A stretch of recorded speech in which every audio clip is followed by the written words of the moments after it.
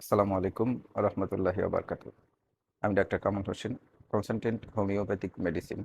আজকে খুবই গুরুত্বপূর্ণ একটি বিষয় নিয়ে আলোচনা করব, যেটি বিষয়টি হচ্ছে যে মা বোনদের জন্য খুবই কার্যকরী এবং জেনে নেওয়া ভালো।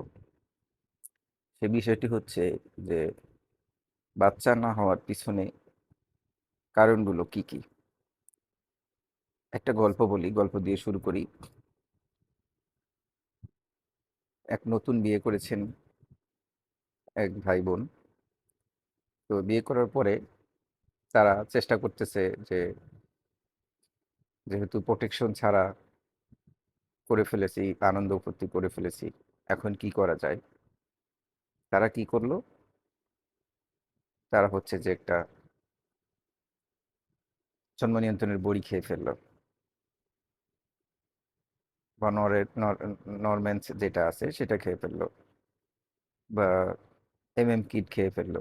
যে কোনো একটা জন্ম নিয়ন্ত্রণ পদ্ধতিতে মানে নষ্ট করে সেগুলো খেয়ে ফেললো, বা নরিক্স আছে নরিক্স খেয়ে ফেলেছে আর কি। যাই হোক, তো এরপরে এভাবে 2 বছর 3 বছর চলে গেল। এখন তাদের বাচ্চা নেওয়া দরকার। বিভিন্নভাবে প্রোটেকশন ছাড়া বিভিন্ন কিছু, বিভিন্ন ওষুধপত্র খাচ্ছে বাচ্চা নেওয়ার জন্য। তো এখন আর বাচ্চা হচ্ছে না। কেন হচ্ছে না? এই যে যে জন্ম নিবন্ধন পদ্ধতি অবলম্বন করেন, হুটফাট করে এক একটা করে ওষুধ খেয়ে ফেলেন আপনারা, তার ফলে কি হয়? আপনাদের যে হরমোনটা আছে বা আমাদের যে হরমোনটা রয়েছে, হরমোনটা কি হয়? ইনব্যালেন্স হয়ে যায়। তার ফলে কি হচ্ছে? যে কারো ওভারিতে সিস্ট হচ্ছে, তারপরে আপনার থাইরয়েডের মাত্রা বেড়ে যাচ্ছে, ডায়াবেটিস হচ্ছে, প্রেশার বেড়ে যাচ্ছে, ঘুম হচ্ছে না ঠিক মতো। আর আরেকটা হচ্ছে যে বিয়ের পরপরই বাচ্চা নেওয়া যাবে না, হাতে টাকা পয়সা নাই, কিভাবে সংসার চলবে, কিভাবে বাচ্চাটাকে খাওয়াবো। এরকম করতে করতে করতে কি হয়? পরবর্তীতে আর বাচ্চা হয় না। দেখলেন একটা বাচ্চা কনসিভ হয়েছে, কি করলেন? ওইটাকে নষ্ট করে ফেলছেন। তো আমি বলতেছি এই কারণেই, যে অভিজ্ঞতার আলো থেকে বলছি, যে আমার কাছে যে পেশেন্টগুলো আসেন, মূলত দেখা গেলো প্রথম যে বাচ্চাটা ছিল ওটা নষ্ট করে ফেলছে, যে খাওয়াইতে পারবে না, কিভাবে চলবে। তো আমি মূলত বলবো ভাই ও বোনদেরকে উদ্দেশ্য করে বলবো যে এই কাজটা আর করা ঠিক হবে না। যারা নতুন বিয়ে শাদী করেছেন, যদি বাচ্চা কনসিভ হয়ে যায় রেখে দিবেন, নষ্ট করবেন না।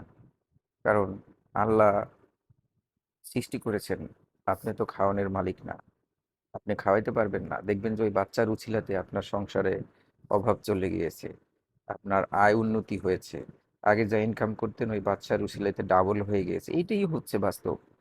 এটা অনেক প্রমাণ আছে যে বাচ্চা হওয়ার পরে সংসার উন্নতি হয় নাই, খুব কম, রেয়ার।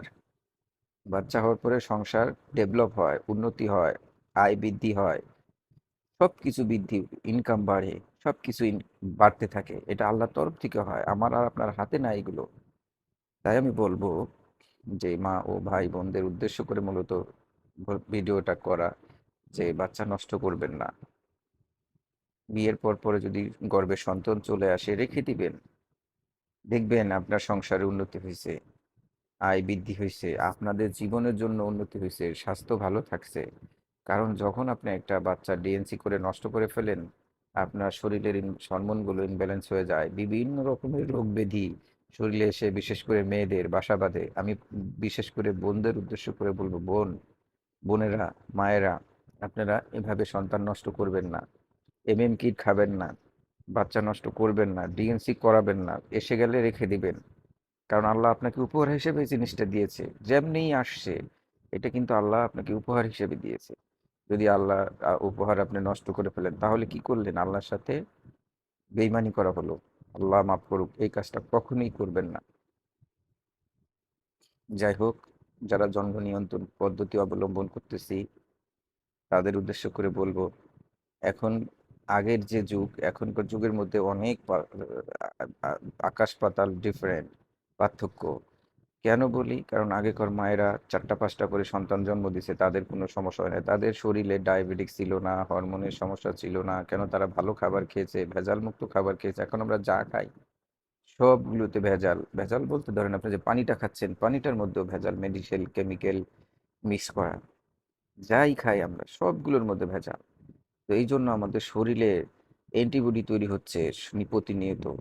যে আপনার যেকোনো খাবারের মধ্যে দেখেন ওষুধ মিক্স করা। যেটা আমরা বুঝি না। খাচ্ছি কেন আমরা? না জেনেও খাচ্ছি। কারণ আমাদের তো উপায় নাই। বাঁচতে হয়, বাঁচার জন্য খাচ্ছি। তার ফলে শরীরে আমাদের ইমিউনিটি সিস্টেম দিন, দিন কমে যাচ্ছে। তাই বলব যদি আল্লাহ দিয়ে দেয় সন্তান তাহলে রেখে দিবেন, নষ্ট করবেন না। নষ্ট করার পরে পস্তাবেন। বললাম তো যারাই নষ্ট করছেন তারাই পস্তাচ্ছেন। বেবি আর এখন হচ্ছে না। একটা নষ্ট করছেন, কেউ ২টা নষ্ট করছেন, কেউ ৩টা নষ্ট করেন। এখন এত চেষ্টা করছেন, এখন আপনাদের সংসারে টাকার অভাব নাই। এখন অভাব হলো কি সন্তানের।